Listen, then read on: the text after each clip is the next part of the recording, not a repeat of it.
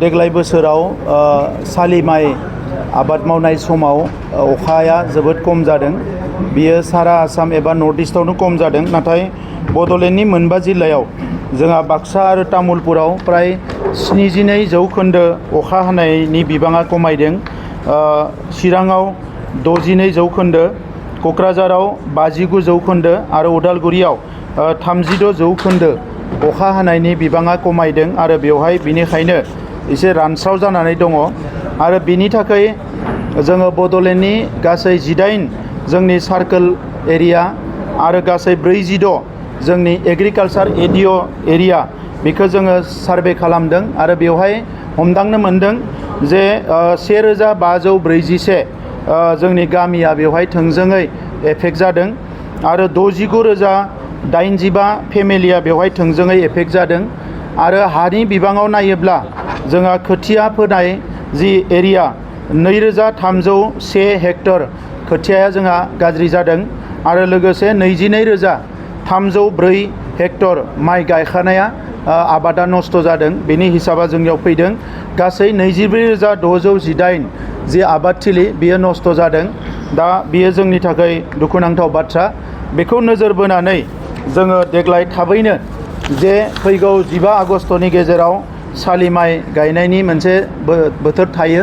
बेखिनिनि गेजेराव अखा हायोब्ला सोरबा माइ गायनो हागोन आरो जों सरकारनि फारसेनिफ्राय खोथियाबो जों एरेन्ज खालामनानै दोनदों। लेट जायफोर माइ गायग्रा बिसोरा उसुबिदा जायोबा खोथिया होनो हानायनि थाखाय। नाथाय जिहेतु गोबाङानो साहा ओनसोलाव माइ मावनायनि थासारि गैया होननानै सानदों।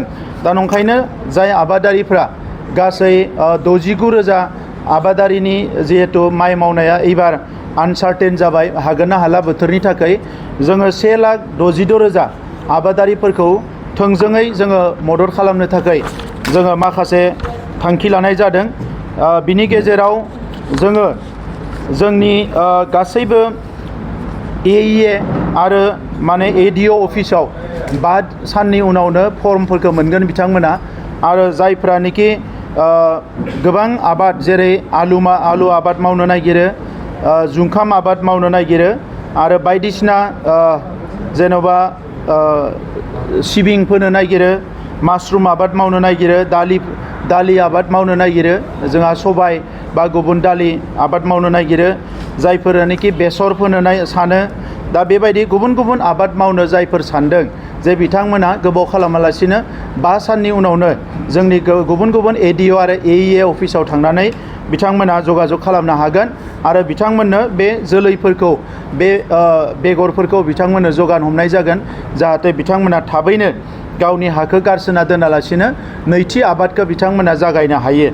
बिनि थाखाय बिथांमोना बै अफिसाव फर्म मोनगोन आरो बे फर्मावनो डिटेल्स थागोन जे बिथांमोना मा होनांगौ आरो मा होनाङा।